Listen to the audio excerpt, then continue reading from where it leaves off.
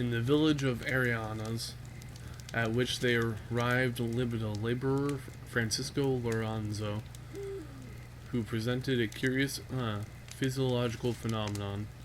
This man had suckled a child with his own milk. The mother having fallen sick, the father, to quiet the infant, took it into bed and pressed it to its bosom. Lorenzo, then 32 years of age, had never before remarked that he had milk, but the irritation of the nipples sucked by the child caused the accumulation of that liquid. The milk was thick and very sweet. Astonished at the increased size of his breasts, the father suckled his child 2 or 3 times a day during 5 months. He drew on himself the attention of his neighbors, but he never thought, as he probably would have done in Europe, of deriving any advantage from the curiosity he excited. Humboldt and Bonpland saw the certificates which had been drawn up on the spot to attest to this remarkable fact, eyewitnesses of which were then living. They assured them that during the suckling the father had no other nourishment than the milk of his father. Lorenzo, who was not at Arenas during their journey in the mission, came to them afterwards at Cumana. He was accompanied by his son, then 13 or 14 years of age. Bonpland examined with attention the father's breasts and found them wrinkled like those of a woman who had given suck. He observed that the left breast in particular was much enlarged, which Lorenzo explained that from the circumstance that the 2 breasts did not furnish milk in the same abundance. Don Vicente and Paran sent a circumstantial account of this phenomenon to Cadiz. As they approached the southern bank of the basin of Cumanacoa, they enjoyed the view of Turimiquiri, and a more enormous wall of rocks. The remains of an ancient cliff rose in the midst of the forest. Further to the west, at Cerro del Churvano, the chain of mountains seemed as if broken by the effects of an earthquake. The crevice, which was more than 900 feet wide, was surrounded by perpendicular rocks and filled with trees, the interwoven branches of which found no room to spread. It appeared like a mine opened by the falling in of the earth. The 2 caverns opened into this crevice, hence at times there issued flames which might be seen at great distance in the night. Judging by the elevation of the rocks, Humboldt, above which these fiery exhalations ascended, Humboldt was led to think that they rose several hundred feet. In an excursion which made at Rinconado, the travelers attempted to penetrate into the crevice, wishing to examine the rocks which seemed to contain in their bosom the cause of the extraordinary conflagrations. But the strength of the vegetation, the interweaving of the lianas and thorny plants hindered their progress. Happily, the inhabitants of the valleys themselves felt a warm interest in their research, less from the fear of a volcanic explosion than because their minds were impressed with the idea that the crevice contained a gold mine. And although the travelers expressed their doubts of the existence of gold in secondary limestone, they insisted on knowing what the German miner thought of the richness of the vein. Ever since the time of Charles V and the government of the Westlers, the Alfingers and the sailors at Coro and Caracas, the people of terra firma had entertained a great confidence in the Germans with respect to all that related to the working of mines. Wherever Humboldt and in South America, when the place of his birth was known, he was shown samples of ore. In these colonies, every Frenchman was supposed to be a physician, every German a miner. The farmers, with the aid of their slaves, opened a path across the woods to the first fall of Rio Juagua. And on the 10th of September, Humboldt and Bonpland made their excursion to the crevice. On entering, if they recognized the proximity of tigers by a porcupine recently emboweled, for greater security, the Indians returned to the farm and brought back some dogs of a very small breed. The travelers were assured that in the event of a meeting with a jaguar in a narrow path, he would spring on the dog rather than on the man. They did not proceed along the brink of a torrent, but on the slope of the rocks which overhung the water. They walked on the small side of a precipice from 200 to 300 feet deep, on a kind of very narrow cornice, where the cornice was so narrow that they could find no place for their feet. They descended into the torrent, crossed it by fording, and then climbed the opposite wall. These descents were very fatiguing, and it was not safe to trust to the lianas, which hung like great cords from the tops of the trees. The creeping and parasite plants clung but feebly to the branches which they embraced. The united weight of their stalks was considerable, and the travelers ran the risk of pulling down a whole mass of verdure if, by walking on a sloping ground, they supported their weight by the lianas. The further they advanced, the thicker the vegetation became. In several places, the roots of the trees had burst the rock by inserting themselves into the clefts that separated the beds.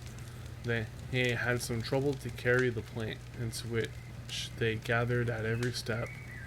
The cannas and the heliconias, with fine purple flowers, the coctuses, and other plants of the ammonium family, attained here 8 or 10 feet in height, and their fresh, tender verdure, their silky gloss, and the extraordinary development of parenchyma formed a striking contrast with the brown color of arborescent ferns, the foliage of which was delicately shaped. The Indians made incisions with their large knives in the trunks of the trees, and fixed Humboldt's attention on the beautiful red and gold-colored woods. The supposed gold mine of this crevice, which was the object of the examination, was nothing but an excavation into the black strata of marl, which contained pyrites in abundance. The marl strata crossed the torrent, and as the water washed out the metallic grains, the natives imagined, on account of their brilliancy of the pyrites, that the torrent bore down gold. Nor could Humboldt convince them to the contrary, for they continued to pick up secretly every bit of pyrites they saw sparkling in the water. The melancholy proverb, "all that glitters is not gold," seemed never to have reached them. Leaving this mythical gold mine, they followed the course of the crevice, which stretched along a narrow canal overshadowed by lofty trees. They had suffered great fatigue and were quite drenched by frequently crossing the torrent. When they reached the caverns, a wall of rocks rose there perpendicularly to the height of 5,000 feet. In the middle of this section, and a position unfortunately inaccessible to man, 2 caverns opened up in the form of crevices. The naturalists were assured by their guides that they were inhabited by nocturnal birds. The party reposed at the foot of the cavern where the flames were seen to issue. The natives discussed the danger to which the town of Cumanacoa would be exposed in case the crevice should become an active volcano, while Humboldt and Bonpland speculated on the cause of the phenomena. So ended the expedition.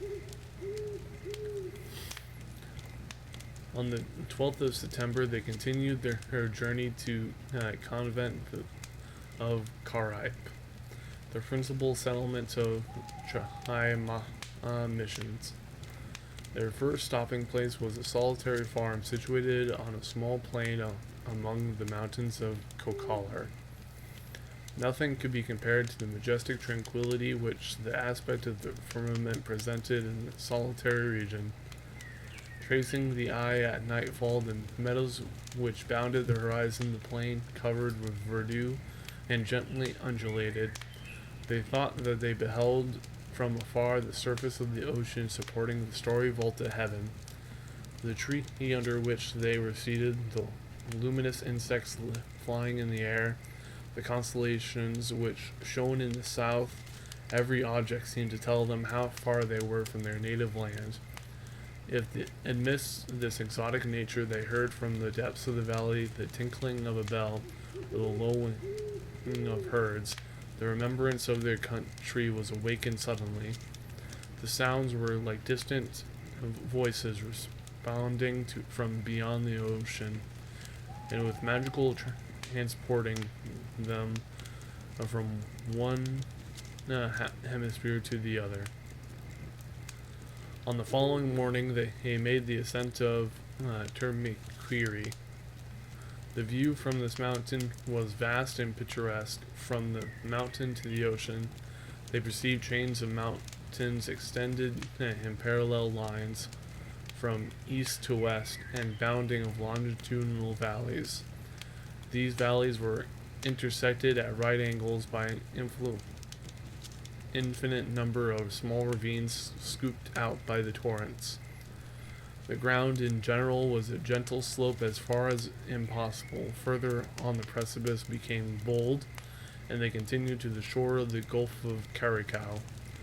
They seemed to look down into the bottom of a funnel in which they could distinguish amidst tufts of scattered trees the Indian village of Aricagua. Towards the north, a narrow strip of land, the peninsula of Aria, formed a dark stripe on the sea, which, being illuminated by the rays of the sun, reflected a strong light. Beyond the peninsula, the horizon was bounded by Cape Macano, the black rocks of which rose amid the water like an immense bastion. At night, the travelers reached the convent of Caripe. It was backed with an enormous wall of perpendicular rock covered with thick vegetation. The stone, which was of resplendent whiteness, appeared only here and there between the foliage. In a small square in front of the convent was a cross of Brazil wood surrounded with the benches for the infirm monks. They were telling their beads when Humboldt and Bonpland arrived. They were received with great hospitality by the monks of Caripe. The building had an inner court surrounded by an arcade, like the convents in Spain. This enclosed place was highly convenient for setting up their instruments and making observation. They found a numerous society in the convent. Young monks recently arrived from Spain were just about to settle in the missions, while old infirm missionaries sought for health in the fresh and salubrious air of the mountains of Crete. Humboldt was lodged in the cell of the superior, which contained a pretty good collection of books. He found there, like Teatro of Fiju, the letters of Edifantes, and the Traité de la Centre by Abbé Noletta. It seemed as if the progress of knowledge had advanced even in the forests of America, but that which conferred the celebrity on the valley of Caripe was the great cavern of the Guancharo. In a country where the people loved the marvelous, a cavern which gave birth to a river and was inhabited by thousands of nocturnal birds, the fat of which was employed in the missions to dress food, was an everlasting object of conservation and discussion. The cavern, which the natives called a mine of fat, was not in the valley of Carib itself, but 3 short leagues distance from the convent. Humboldt and Bonpland set out for it on the 18th of September, accompanied by the alcaldes, or Indian magistrates. And the greater part of the monks of the convent, a narrow path led them at first towards the south, across a fine plain covered with beautiful turf. They then turned westward along the margin of a small river which issued from the mouth of a cavern. They ascended sometimes in the water, which was shallow, sometimes between the torrent and a wall of rocks on a soil extremely slippery and miry. The falling down of the earth, the scattered trunks of the trees over which the mules could secretly pass, and the creeping plants that covered the ground rendered this part of the road fatiguing. They were within 400 paces of the cavern, and yet they could not perceive it.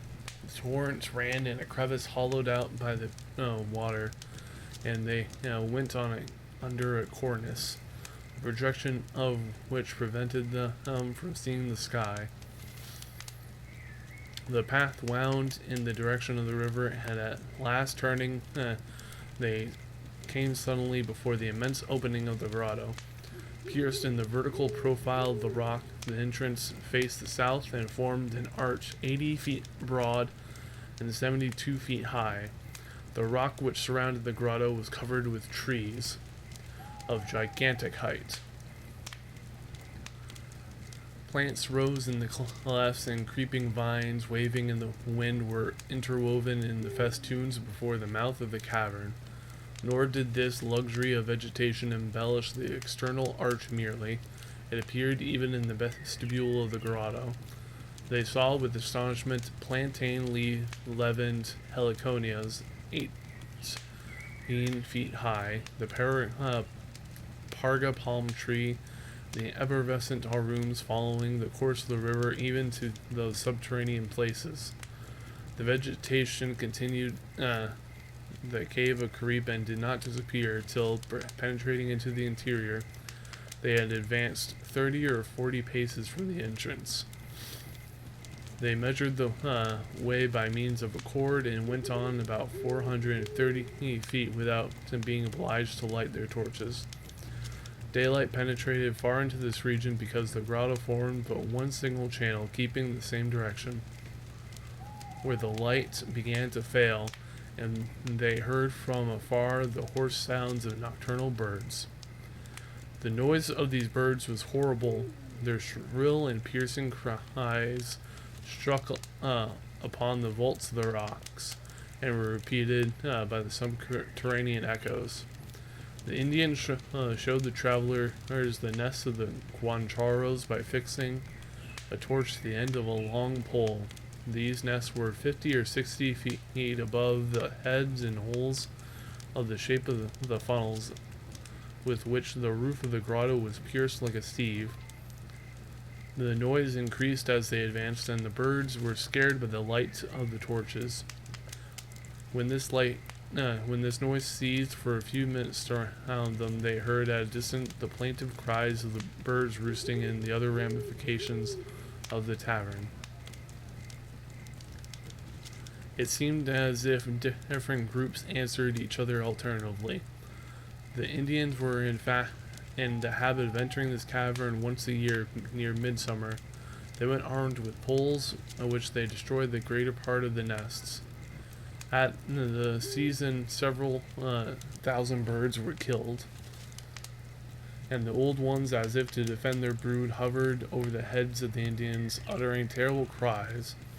The young, which fell to the ground, were opened on the spot for their fat.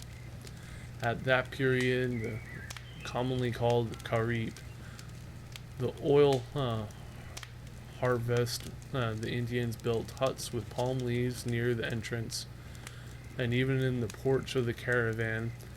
There, with a fire of brushwood, they melted in pots of clay the fat of the young birds just killed.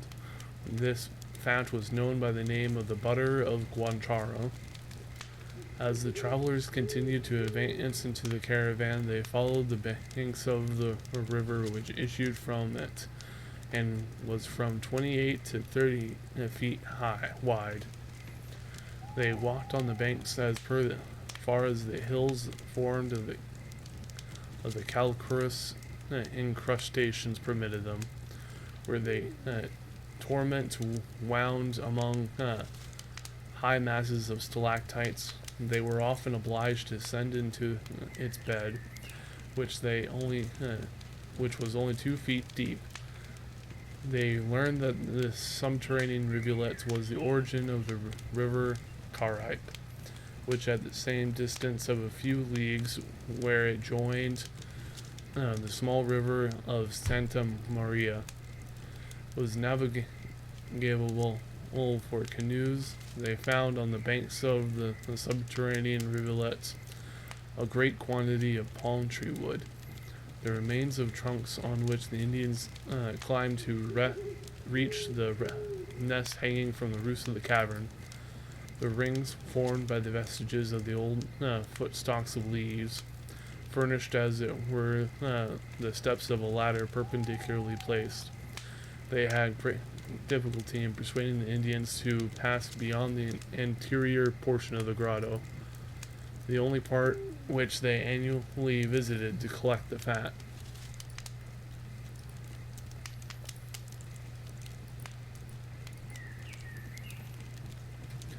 The whole authority of the monks was necessary to induce them to advance as far as the spot where the torrent formed a small subterranean cascade. The natives connected mystic ideas with this cave, inhabited by nocturnal birds. They believed that the souls of their ancestors sojourned in this deep recesses of the cave. Man, said they, should avoid places that are enlightened neither by sun nor by the moon, to go and join the Guacharos, and was with them a phrase signifying to rejoin their fathers to die. The magicians and the poisoners performed their nocturnal tricks at the entrance of the cavern to conjure the chief of the evil spirits. At the point where the river formed the subterranean cascade, a hill covered with vegetation, which was opposite to the opening of the grotto, presented a very picturesque aspect. It was seen at the extremity of a straight passage 1,450 feet in length. The stalactites descending from the roof and resembling columns suspended in the air were relieved on the background of verdure. The opening of the caravan appeared singularly contracted when the travelers saw it about the middle of the day, illuminated by the vivid light reflected at once from the sky, the plants, and the rocks. The distant light of the day formed a strange contrast with the darkness which surrounded them in the vast cavern. They discharged their guns at a venture wherever the cries of the nocturnal birds and the flapping of the wings led them to suspect that a great number of nests were crowded together. After several fruitless attempts, Bonpland succeeded in killing a couple of Guacharos, which, dazzled by the light of the torches, seemed to pursue him. This circumstance afforded Humboldt the means of making a drawing of this bird, which had previously been unknown to naturalists. In this part of the cavern, the rivulet deposited a blackish mold. They could not discover whether it fell through the cracks which communicated with the surface of the ground, or was washed down by the rain water penetrating into the cavern. They walked in thick mud to a spot where they beheld with astonishment the progress of subterranean vegetation. The seeds which the birds had been carried into the grotto to feed their young had sprung up wherever they could in the mold which other than crustaceans. Blanched stalks with half-formed leaves had risen to the height of 2 feet. It was impossible to ascertain the species of these plants, their form, color, and aspect having been changed by the absence of light.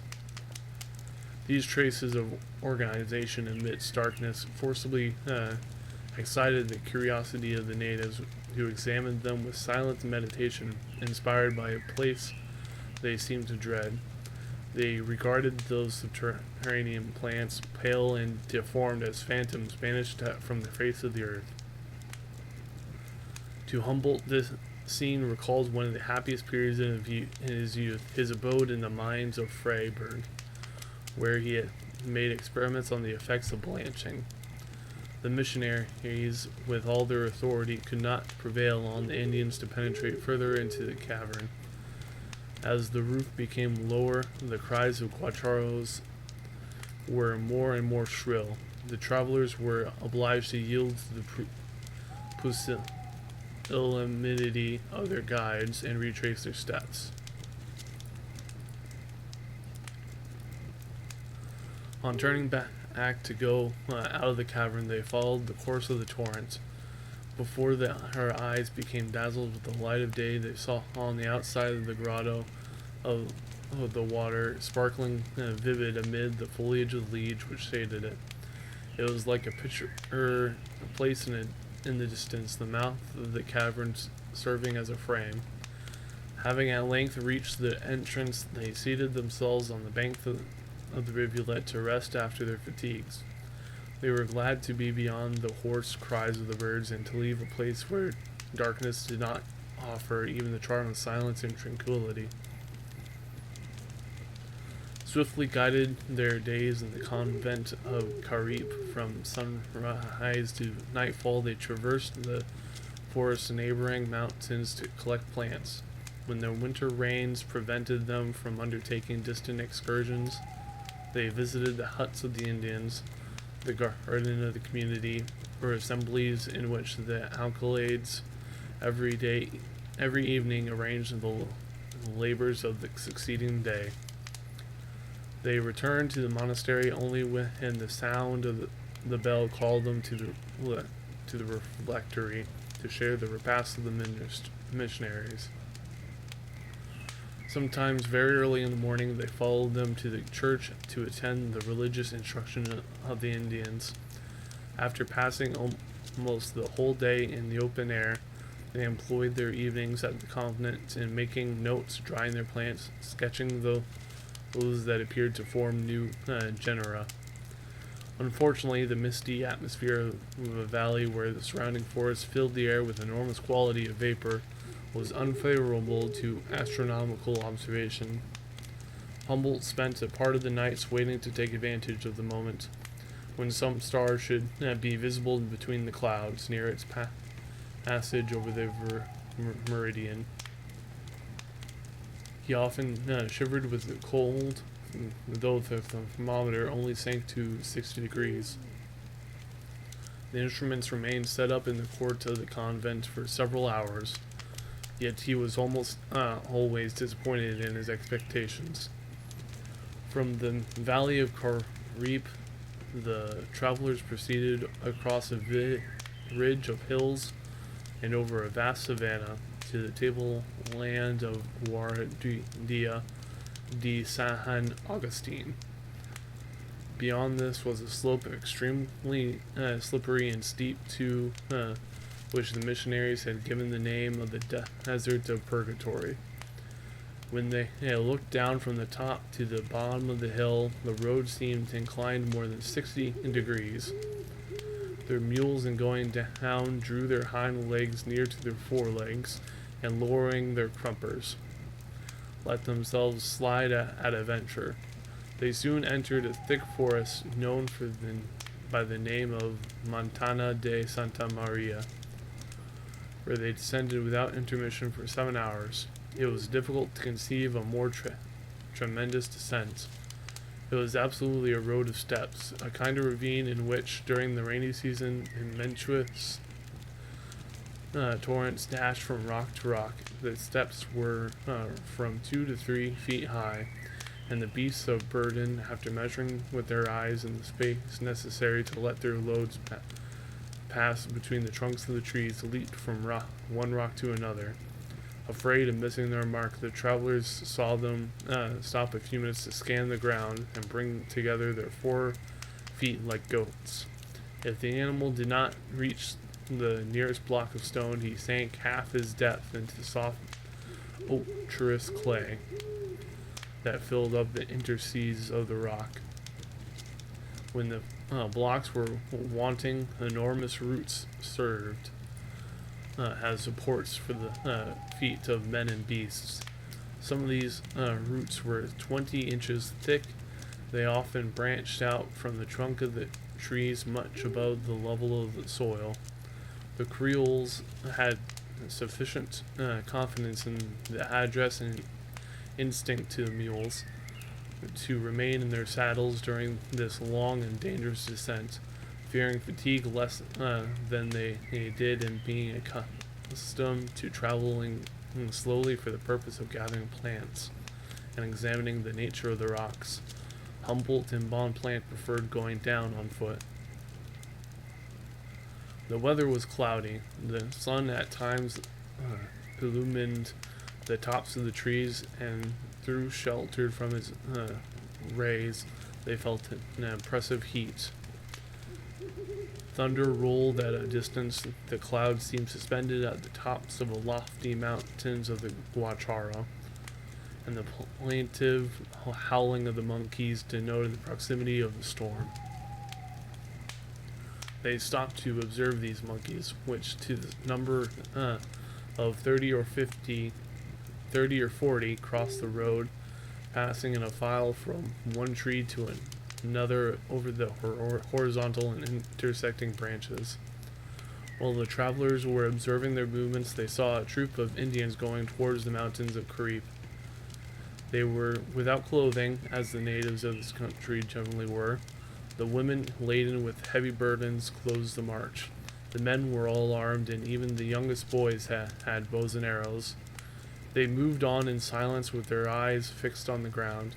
The travelers endeavored to learn from them whether they were yet far from the mission of Santa Cruz, where they intended passing the night.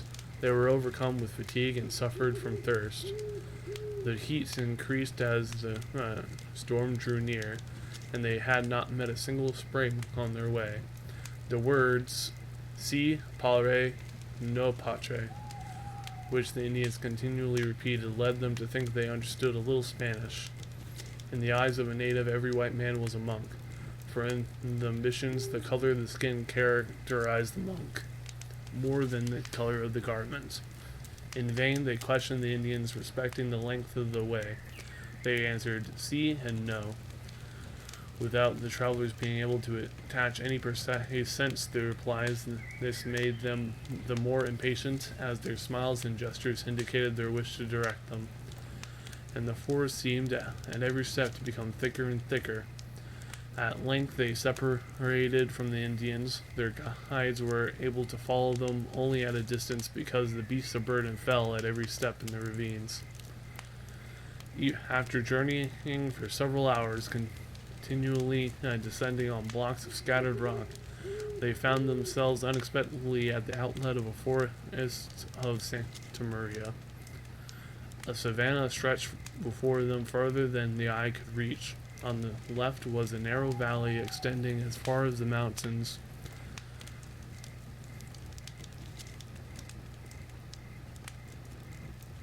Of the Guacharo, and covered with thick forest. Looking downward, the eyes of the travelers rested on the tops of the trees, which at 800 feet below the road formed a carpet of verdure of dark and uniform tint. They passed the night at one of the king's houses already mentioned. They were desirous of continuing their journey eastward and still further, but learning that the roads were impassable in consequence of the torrents that had fallen, and that they were likely to lose the plants which they had already gathered, they resolved to embark at Carico and returned to Cumana by the Gulf, instead of passing between the islands of Margareta and the Isthmus of Aria. They accordingly started from the mission of Quataro and proceeded to the town of Coricao, where they embarked in a canoe on the morning of the 24th. Quitting the town, they sailed westward along the river of Caranquiar, which ran through gardens and plantations of cotton trees. They saw the Indian women on the banks washing their clothes with the fruit of the soapberry. Contrary winds beset them in the Gulf of Caracao. The rain fell in torrents, and the thunder rolled very near. Swarms of flamingos, egrets, and cormorants filled the air, seeking the shore, whilst the Alacats alone continued peaceably to fish in the middle of the Gulf. They landed till evening, and then resumed their voyage under a misty sky. In the morning they saw the vultures perching on the cocoa trees in flocks of 40 or 50. At last they reached Cumana.